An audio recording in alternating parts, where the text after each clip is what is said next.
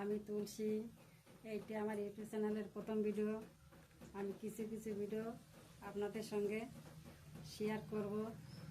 যদি আমার ভিডিওটা ভালো লাগে তাহলে আপনারা আমাকে একটু সাপোর্ট করবেন। তো বন্ধুরা, আমি এখন কুমড়ো শাক রান্না করব। প্রথম আমি দিয়ে দিলাম কড়াইতে সর্ষের তেল। সর্ষের তেলটা দেওয়ার পরে দিলাম দুটো শুকনো লঙ্কা। শুকনো লঙ্কা দেওয়ার পরে দিয়ে দিলাম কটা কালো জিরে।